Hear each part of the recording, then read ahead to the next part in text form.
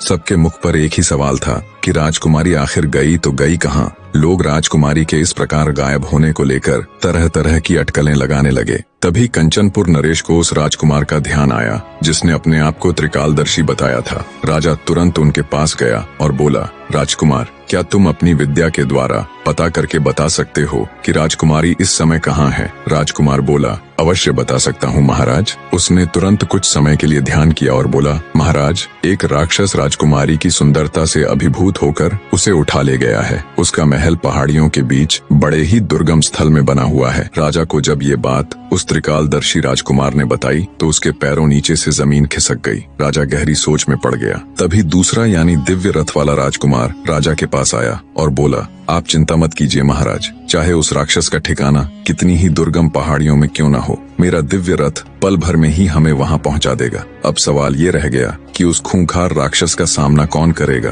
तब तीसरा राजकुमार, जिसे अपने भाले पर पूर्ण विश्वास था, सामने आया और बोला, महाराज, आप चिंता मत कीजिए, उस राक्षस से मैं निपट लूंगा। राजा से आज्ञा ले तुरंत तीनों राजकुमार दिव्य रथ में बैठकर राक्षस के ठिकाने पर जा पहुंचे। भाले वाले महारथी राजकुमार ने जब राक्षस को देखा तो उसने अपनी पूरी ताकत से राक्षस को भाला फेंक कर मारा। महारथी राजकुमार का प्रहार इतना तेज था कि उसके द्वारा छोड़ा गया भाला राक्षस की छाती को चीरते हुए उसके सीने के पार हो गया, जिससे तुरंत राक्षस के प्राण पखेरु उड़ गए। राजकुमारों ने राजकुमारी को अपने साथ रथ में बिठा लिया और कुछ ही पलों में वो सकुशल राजमहल पहुंच गए। राजकुमारी शशिबाला को बिल्कुल ठीक ठाक देख राजा सहित पूरी प्रजा में खुशी की लहर दौड़ गई। राजा ने तीनों राजकुमारों का हाथ जोड़कर शुक्रिया किया। फिर से सभा बैठाई गई। सभी सभासद और राजकुमार अपने अपने स्थान पर बैठ गए। इतनी कहानी कह दैत्य दंभिकासुर बोला, बताओ विक्रमादित्य, उन तीनों में से राजकुमारी किसको अपना वर चुनेगी?